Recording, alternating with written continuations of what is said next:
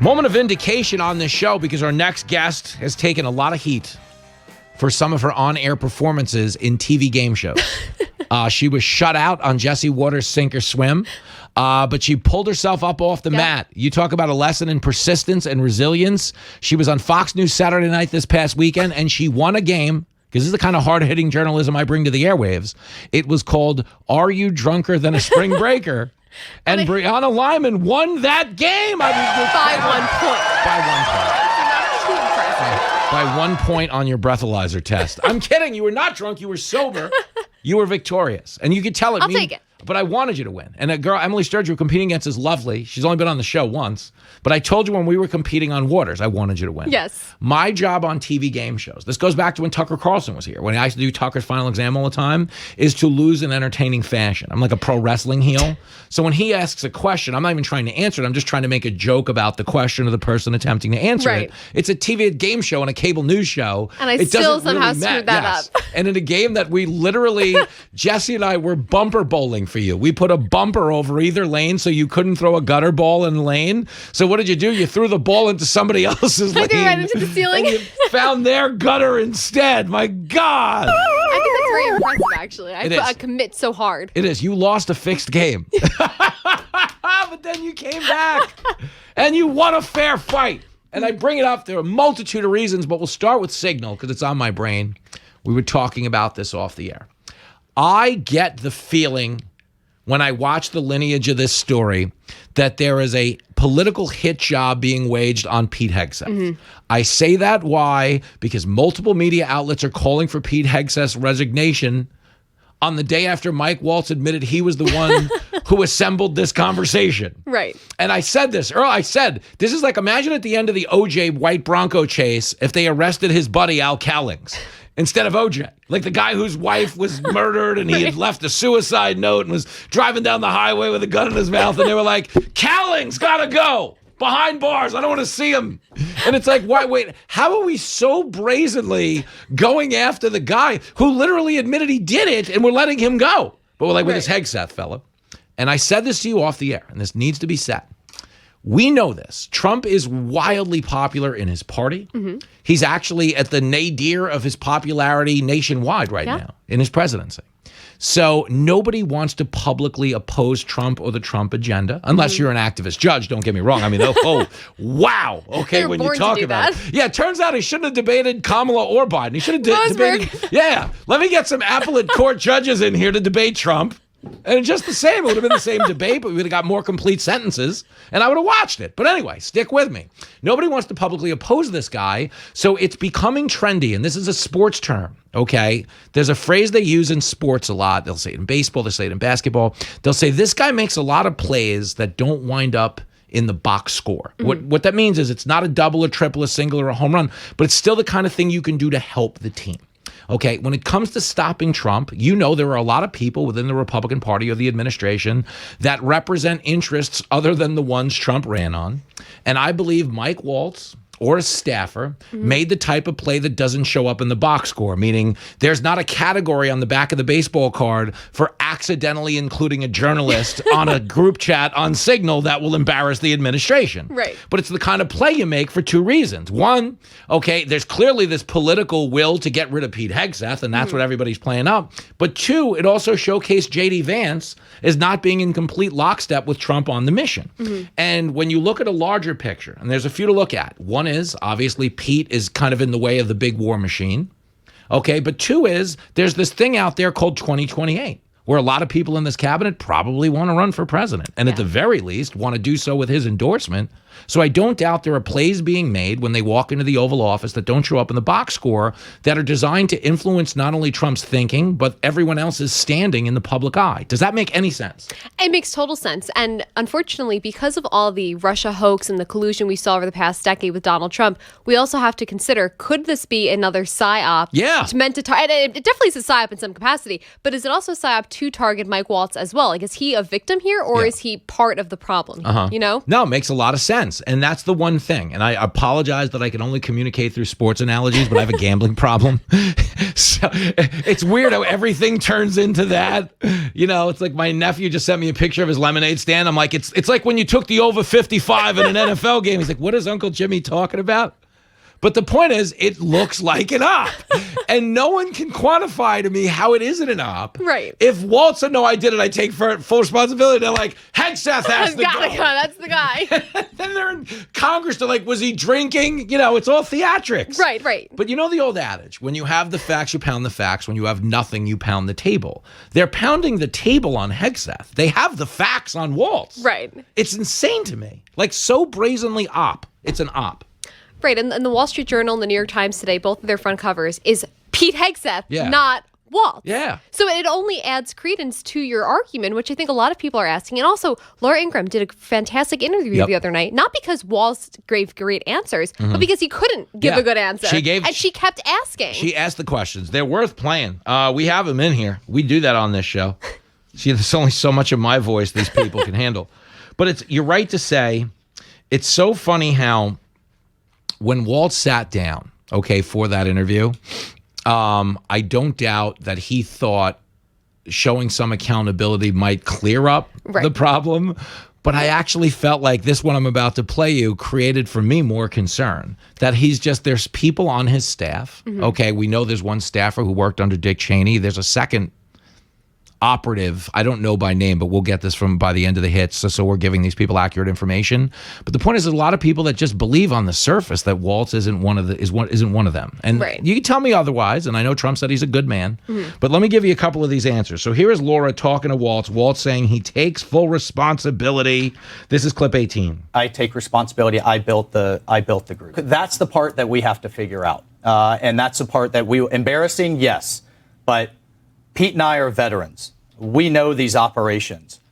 He has been an excellent Secretary of Defense, and this was an operation that, it amazes me. I guess the Democrats were fine to leave all the sea lanes shut down. We're fine to have destroyers fired on dozens of times by this terrorist group, and fine to have Iran keep supplying them missiles. So I'm stopping there for a second, because really what jumps out of the gate is I take the responsibility. I built the group. That's part of the problem.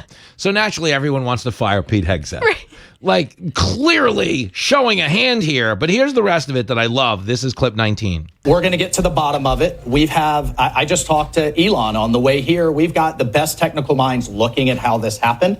But I can tell you for 100%, I don't know this guy. I know him by his horrible reputation, and he really is the bottom scum of journalists. And I know him in the sense that he hates the president, but I don't text him. He wasn't on my phone, and we're going to figure out how this happened. So you don't. Okay, a couple of problems here.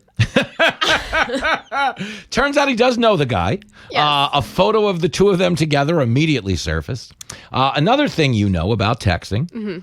Is the guy ain't coming up on your phone as JG if he ain't a contact. Right. Or and why is he your suggested first hit if not the other guy? Now, there's two other things, that matter, because this is true.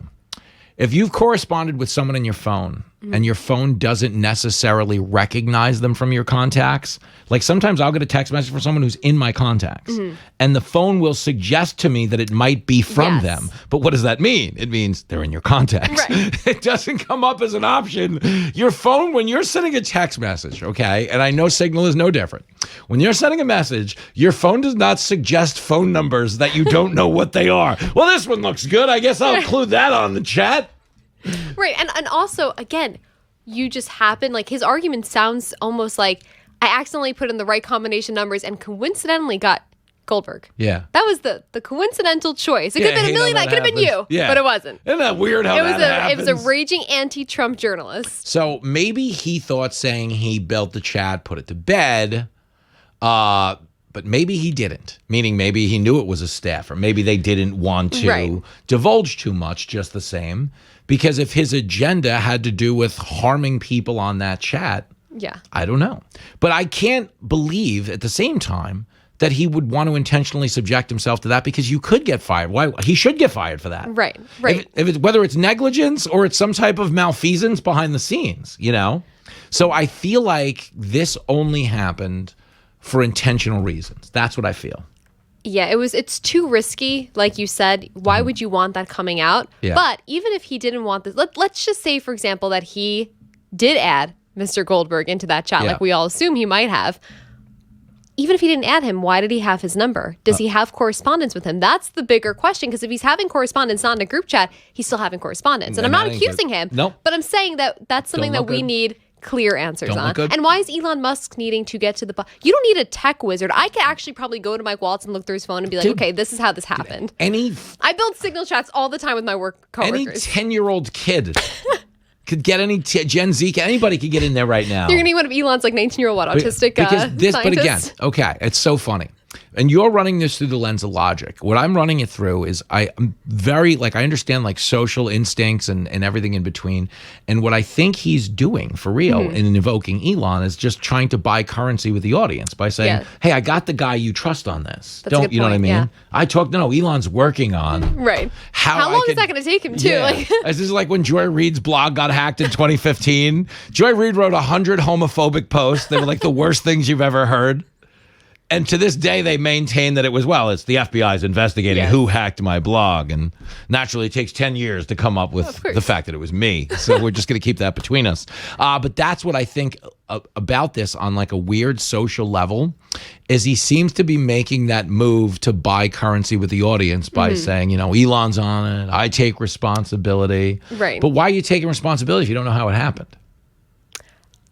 I didn't even think of that. I don't know how it happened. I don't know what happened. I take full responsibility. Right, you wouldn't want to take responsibility if you don't know what happened. You'd be like, he should have said, I'm aware of the situation. It was an unacceptable situation. I'm going to figure out how it happened. Do you know what I really took away from this more than anything?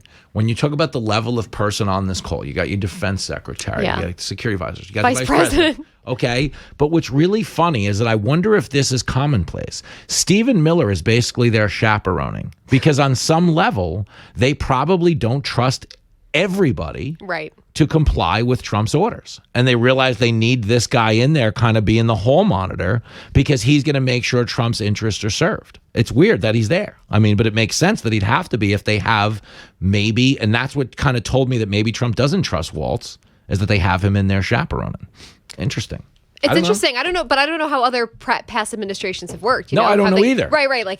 But Miller was the one who put the conversation back together. He's like, no, we're doing it now, and they want to do it now, and we're doing it now. And it did have to happen. The ref did have to come out, blow a whistle, and and that happened. So I don't know who to believe, but I do know that this looks an awful lot like a hit job on Pete. Yes. Someone else has just taken full responsibility for a crime, and they want to throw Hegseth in jail for it. The guy just said, I did it. I take full responsibility. And I'm like, well, this Hegseth fella's got to go then. And I'm like, wait, what do you mean? And if you're the defense secretary, okay, and you get on a group chat assembled by a member of your team, do you not assume the team checked the line before you got on it? Well, right. And again, that's the thing. It's no one else's responsibility to have gone through that signal chat and said, who's in the signal chat? It could have been nice. Yeah. But you trust other high-level officials to do the right thing. Why not? I mean, I don't. That's like going to a meeting with Trump and being like, Trump, I want to question why these people are here. Imagine questioning a senior person. Isn't that crazy? And it's like, technically speaking, you could be just as mad at J.D. Vance. Right. For not knowing who was on the line. If he didn't build it. Okay, the guy who built it is the guy who's responsible. Right. Straight up. Once we get beyond him, there's some chicanery in play. Right. We finally found something we agree on. Congratulations. You're a good. quiz champion, a TV game show star, but it's still time to go, Brianna Lyman. Get her out. Get her out of here. I was on the Sean Hannity show, closing the program, as I am wont to do from time to time, and we were talking about a lot of ridiculous stuff happening on the left. But one of the shared priorities that make Hannity and I friends, and make a lot of you friends with the Fox News channel, is that our actual political party is not the Republican Party. It is America. Freedom! What we talk about on his show, what we talk about on this show, what we talk about on Fox News are real things happening to real people. Because if you find the shared humanity in a story, people are a lot more likely to agree with you and engage with your ideas. That is the secret sauce to what we do here at Fox. We report on real things happening to real people. A lot of us on the opinion side do lean to the right and espouse conservative values because it's very much what the country was built on and what the founding fathers wanted for us as a future. Did not want a massive government lording over everything we do in our lives. Government is not the solution to our problem. Government is the problem. But when it comes to shared humanity and real things happening to real people, there's nothing more tangible than the southern border. You might not feel like you see it in your everyday life, but every aspect of your life is affected by what goes on at that southern border. And the criminal level of negligence that we witnessed over the last 4 years. I mean, they let in 21 million people. Okay, and when you really think about what that constitutes, rewind to say the last major moment of shared humanity in this country, sadly, was a tragedy. It was September 11th, 2001. And if you remember how vigilant we became in the aftermath of September 11th, 2001, in terms of making sure things were secure and enhanced security protocols when we flew, or we went to a ball game, or we went to a concert, color codes that were telling us what the terror threat was on a given day just so people could stay extra vigilant. If you see something, say something, that whole thing. Well, if you would have rewound to September 11th, 2001, or maybe even the day after, and told them that within 20 years, there would be a president that would let 20 million migrants into the country unchecked. He should be behind bars. Every single American on September 12, 2001 would have considered the Biden administration a criminal act, a treasonous act against the country. They let 20 million people in, and understand, okay, September 11th, there's no minimizing the damage it did to us emotionally, physically, the national psyche. Okay, about 2,500 people died on September 11th. Do you know what the border crisis has killed? Over 300,000 in fentanyl alone. 300,000 people have died of fentanyl under Joe Biden's watch. Those were the numbers. We had 500,000 kids go missing, 300,000 of which are still missing. Holman and ICE found 200,000. There's another 300,000. They're working on it. Okay, that's what they did to our country. And the level of negligence that allows people to traffic 500,000 kids into our country, or enough fentanyl to kill 300,000 people, means God knows what else is here right now. We have no idea what got into the country. When they talk about known gotaways, there are 2 million known gotaways. When you talk about known terrorists, we had over 500 members of the terror watch list, known terrorists not allowed to board a plane in this country that were let in under the last president. Biden sucks. And you understand the consequences of that are myriad, whether you're talking about the deaths, whether you're talking about the sex trafficking. But then there's just the reality, getting past that, if you can, that it's cost us nearly $1 trillion since Biden became president to finance the 21 million migrants who came to this country illegally, got free hotel rooms, got free food, got free cell phones, got free health care, and also got free sex changes. If they committed a criminal act and went to jail, who could ever forget Kamala Harris bragging as a candidate about making sure they changed the laws in California so illegal immigrants who were in jail serving time could get a sex change for free. Kamala is so stupid. And just in case somebody thinks I'm making it up, okay, understand. I am a talk show host, not an activist. I don't do a conservative talk show. I do an American talk show. You can agree, you can disagree, but you're never going to get me on the facts ever, because I'm sitting here just making sure we have an honest conversation, because my goal is not to make you think my way. My goal is to keep you mildly entertained, somewhat informed, and get you through the 3 hours of your workday. That is the goal, day in and day out. I share it with anyone who's willing to listen. He's a lousy dad, but he's right. Here's Kamala talking about the border. When I was Attorney General, I learned that the California Department of Corrections, which was a client of mine, I didn't get to choose my clients. Right, a client of the Attorney General. A client of the Attorney General, right. Of the Office of Attorney General, that they were standing in the way of surgery. For prisoners. For prisoners. And there was a specific case. And when I learned about the case, I worked behind the scenes to not only make sure that that transgender woman got the services she was deserving. So it wasn't only about that case. I made sure that they changed the policy in the state of California so that every transgender inmate in the prison system would have access to the medical care that they desired and need. I mean, my God. She's dumber than a box of rocks. Shall say it again, Tom Homan. She's dumber than a box of rocks. She is dumber than a box of rocks. So this is Kamala Harris telling you she changed the laws so people who came into this country illegally and then committed violent crimes and are now in prison for committing a violent crime are entitled to a free sex change on behalf of the American taxpayer. Life is hard, but it's harder when you're stupid. Is it ever? But you understand what this attracted was a lot of people who wanted to take advantage of our generosity. When it comes to the border, it's the front door of the house. I understand a lot of you are empathetic people and you have, great compassion for folks who want to come here and make a better life. And nobody who wants to police the southern border is saying that shouldn't be a thing. We're just saying to come legally. If you come legally, it's safer. No one gets sex trafficked. No one gets to sneak fentanyl in. No one gets to separate you from your family if, in fact, your kid is traveling with a smuggler or a coyote or any type of human trafficker. But more importantly, you also don't cut the 9 million people waiting in line to become legal citizens. Yes, America was built on immigration. Liberals like to point that out, but they fail to mention that it was legal immigration. The sign of the Statue of Liberty that you'd sail past on the way to Ellis Island, yes, the Emma Lazarus poem, give me your tired, your poor, your huddled masses yearning to breathe free. It doesn't say give me people who demand free stuff, break into the country, and chant death to America. But sadly, that's a lot of what we imported under Joe Biden.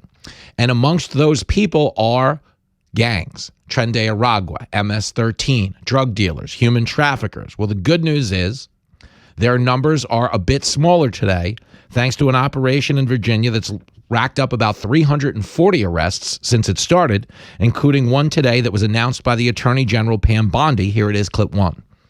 We have been out since about 4:30 this morning. The great men and women of law enforcement have been working on this operation for days and probably weeks. Early this morning, one of the top leaders of MS-13 was apprehended. He was the leader for the East Coast, one of the top 3 in the entire country.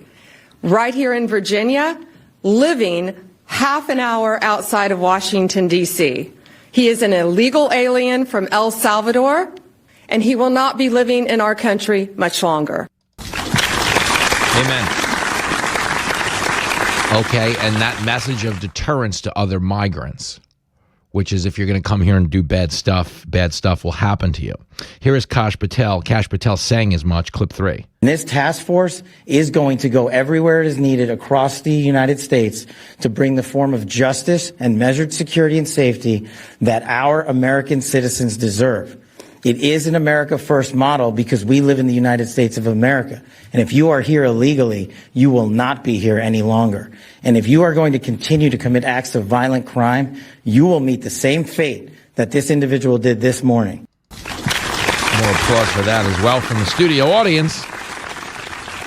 Because when it comes to the southern border, it's not what you say, it's what you do.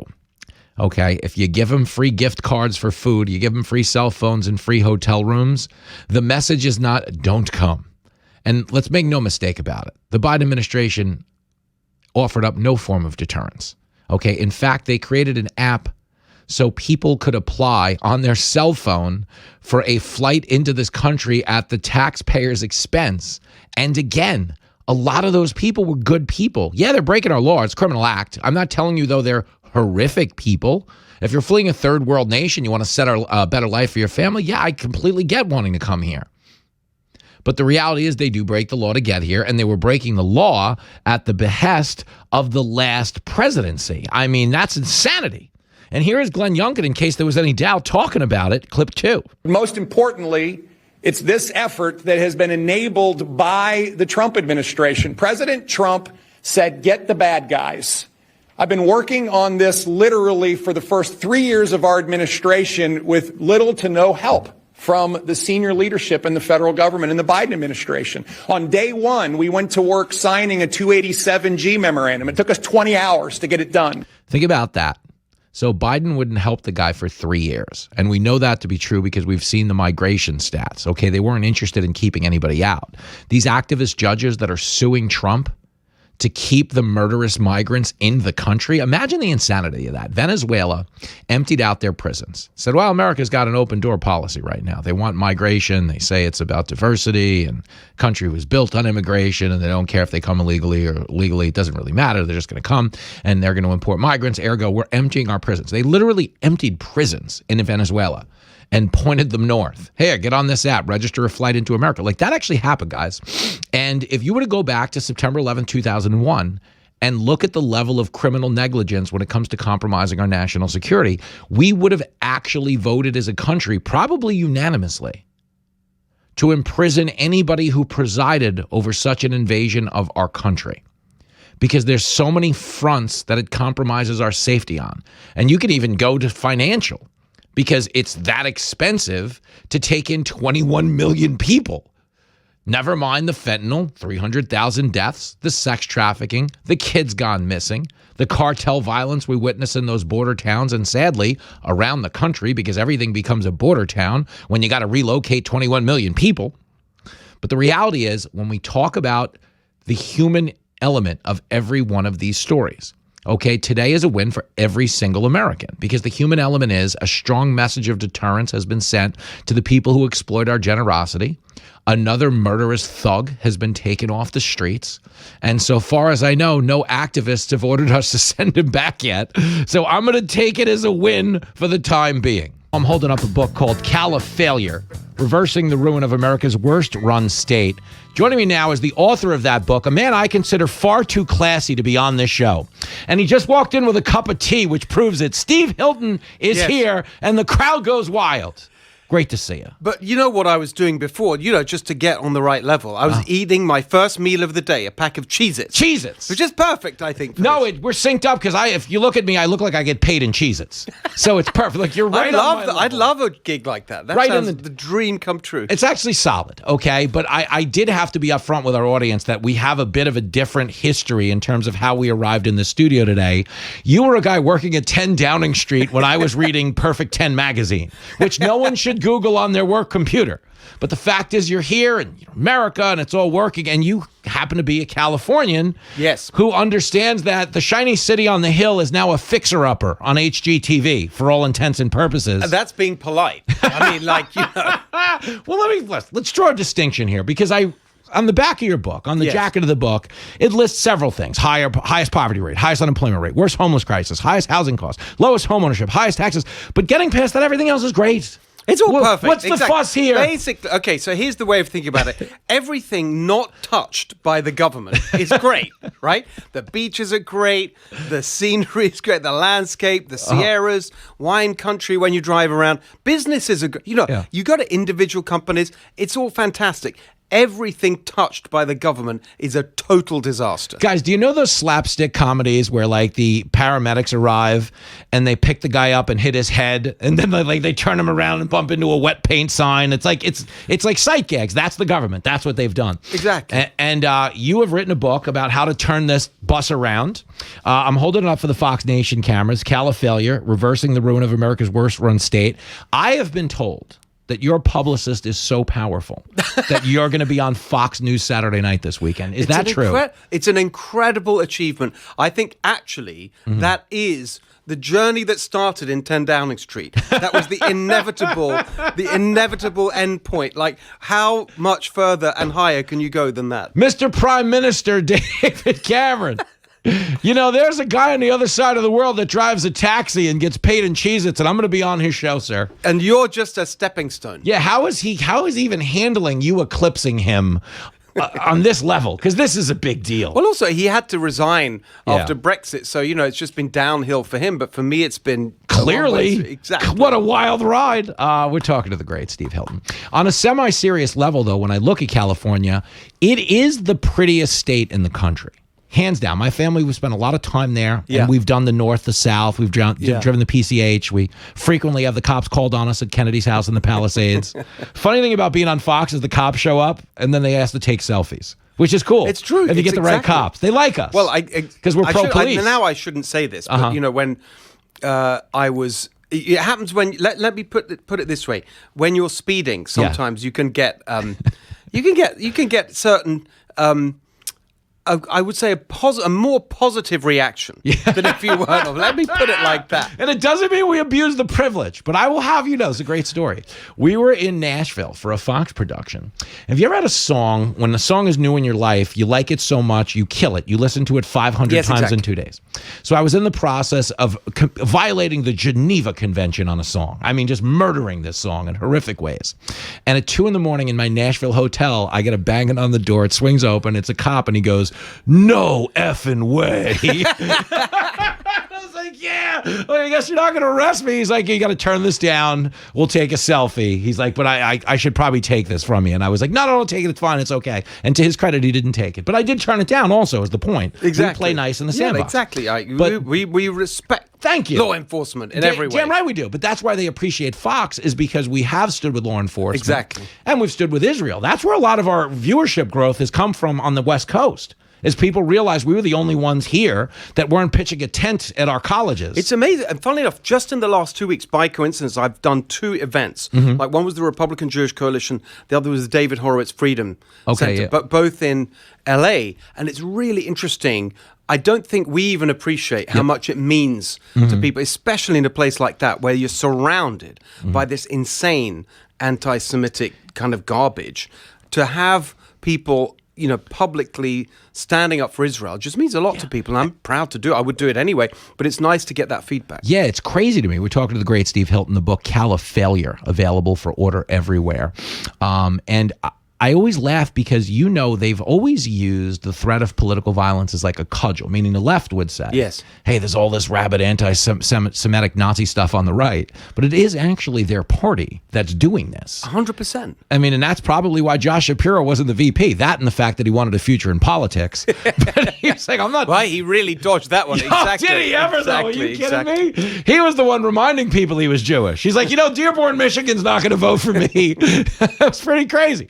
But when we talk about your state and the myriad problems facing your state, I think the biggest argument against big government is made by the state of California. 100%. It's so true. I mean, funnily enough, this week, right, we see what's going on. We've been talking a lot about the Democrats, right, and how all the energy seems to be on the left. You got ridiculous people like Jasmine Crockett. You got AOC, Bernie. They're going on about the crowds they're getting. The AOC Bernie agenda. Yeah. That's what we have in California. Like, you can look at the outcome. You don't have to imagine what it would be like with Bernie in charge. That's a great point. Come to California. That's a great point. You know, I always tell people this about Minnesota. I say, if you ever wonder what Canada would look like if America took it over, it's actually just Minnesota.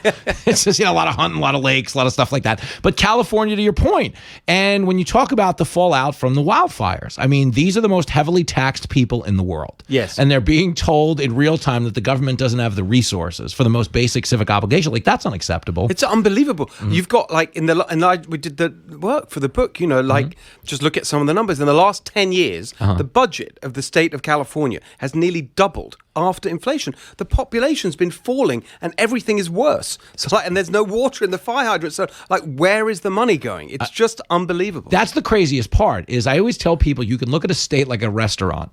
If there's a line to get in, it's probably a good restaurant. If there's a line to get out, yes, you know, those are some tough Yelp reviews. Well, it's the same thing. You used to talk about the different, you know, in the Cold War, like, how many people are sort of trying to escape from the West into the Eastern Bloc. Yeah. I mean, my parents are Hungarian. They came to the West because it was better than under communism. Yeah. And that's the same right you're seeing now. Hundreds of thousands every year leaving California for Tennessee and Florida and basically everywhere else. They are skipping town. And it's, you know, it's sad to me because I'm a guy, I grew up rooting for California. I grew up here on the East Coast, but what happens is, I think whatever the country is you grow up in, there's certain cities you just see on TV your entire childhood and you kind of romanticize them. Yes. You know, so like Detroit, I didn't know anything about it, but Tom Selleck had a Tiger's hat in Magnum P.I.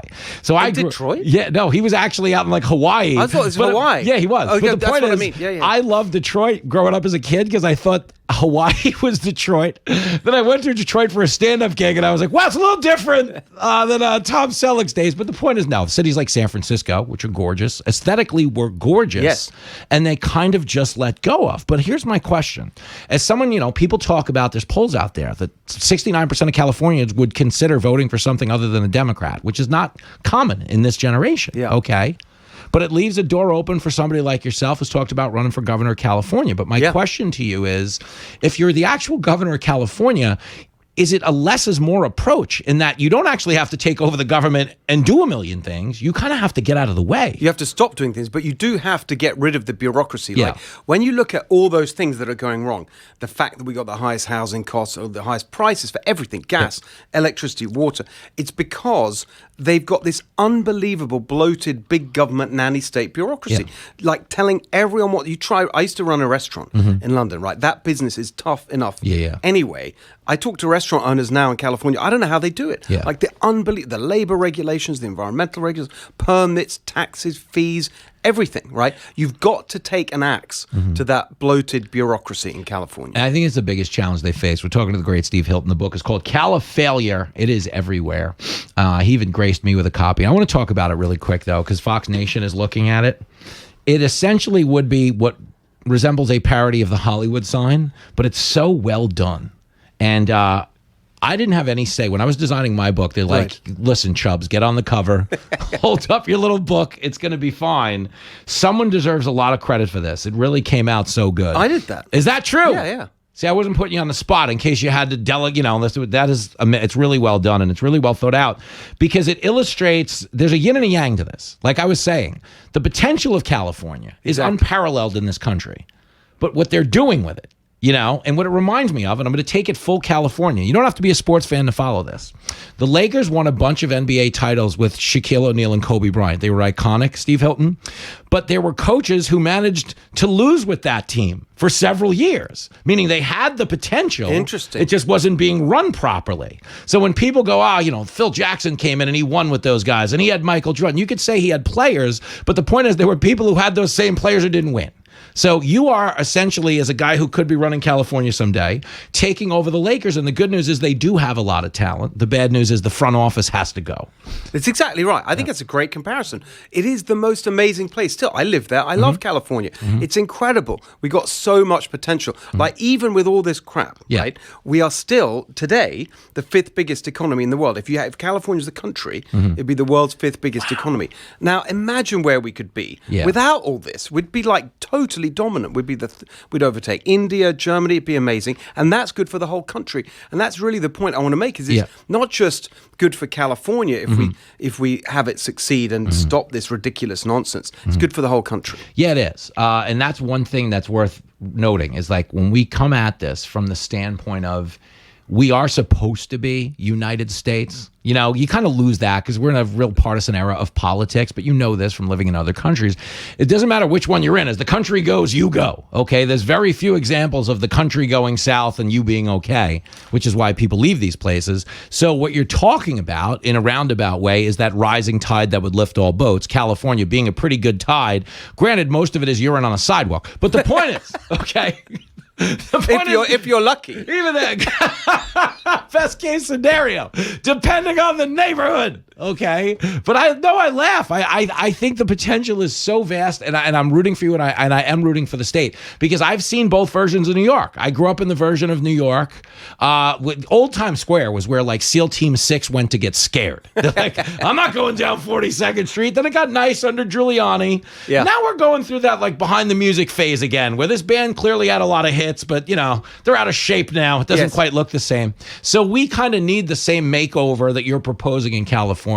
So maybe we hit it at the same time. I mean, that's where America would really be back, is when its crown jewel cities flourished. Exactly. There's a line in the book that I feel, and I say it when I'm on the road talking to people, which I really mean. California means to America what America means to the world. Yeah. Like that inspiration, that symbol of adventure and opportunity and the rebel spirit, all that stuff that we think of as American. California should be the best expression of that. I dig that. I mean, when you think about American pop culture, the Doors, when you think of the Beach Boys, they're now the Beach Persons, I believe. I think in the modern, you can't call them boys. But, definitely. No, I saw them. Funny enough, July the 4th, maybe not last year, the year before, we watched them at the Hollywood Bowl. Get out. Fireworks. It was cool, actually. Wow. Yeah. You're definitely right about the boys thing. That's funny. Well, I laugh because, again, so much of our pop culture is predicated on California. It's funny. I grew up, there used to be a show called Beverly Hills 90210. Yes. obviously, and that just owned TV, like in my high school years. And it was a sharp contrast from Levittown 11756. Like they were like driving Ferraris and hanging out. They didn't make a show about that. No, we weren't driving the Ferraris. We were sniffing the gas they put into their car. It was a slightly different demographic. Well, you wouldn't do that in California because it's so expensive. It's so expensive. You can't know. Everyone talks about the commuters. No one talks about the gas sniffers.